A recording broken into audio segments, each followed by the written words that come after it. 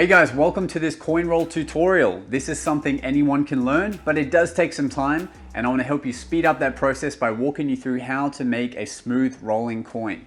Let's get started.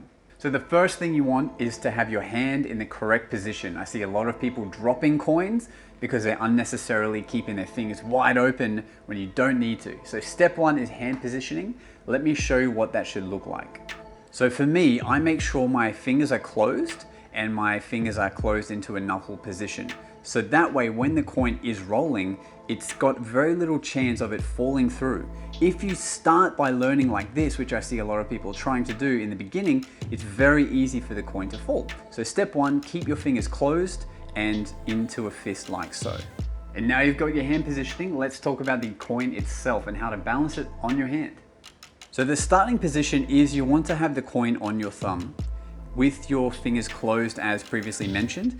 Then when you bring it over, you want to try and balance it onto your index finger. The next step is you're going to just lift your middle finger up enough to catch the edge of the coin. Once you pull down on your middle finger and push up on your index, that will cause it to flip over to the next finger. You're going to repeat the same step with the ring finger and middle finger now. So pull down on the ring finger and push up on the middle finger. And that's going to take you to the last pinky finger. Now to transition, you're going to let the coin go up. Your thumb is going to come underneath and it's going to grab that coin again, balancing it to bring it around to the front. So then you're going to slowly speed up the process.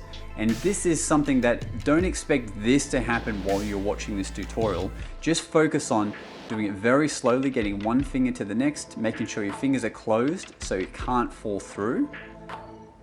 And that is going to help you actually create your first coin roll.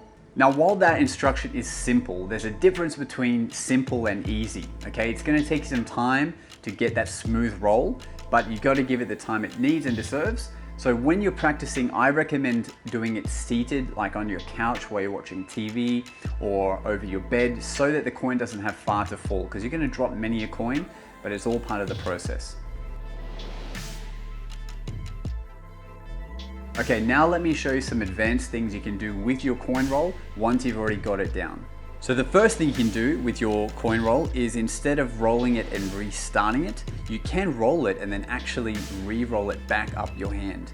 This means you don't have to get the thumb involved to bring it underneath like this. You can simply sit there and keep rolling it back and forth. Now, the instructions for this is literally to reverse what you learnt in the beginning.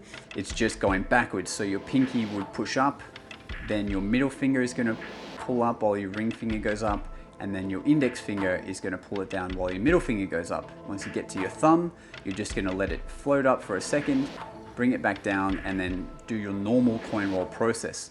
So this is the same as this. It's just that you got to train your fingers to get used to going backwards and forwards. But when you do, it creates a pretty cool coin roll. And the last coin roll I'll leave you with is the two-handed coin roll. This is where one coin can flow amongst two hands. Now this is exactly the same as the one-handed coin roll, but you now have to learn it with the second hand as well. This is going to take twice the amount of time, but again, give it the time it deserves, and you will then have this flowing coin that can go between two hands, and it is never ending. So you can literally roll it for as long as you like. It's this exact same process, rolling it with the second hand. It's just that you will find it a little bit difficult to roll with your non-dominant hand, but it's something you can definitely learn. Just give it the time it needs, and you'll have the double coin roll. So that is the coin roll. If you have any questions, drop them in the comments below. But until then, I'll see you next time.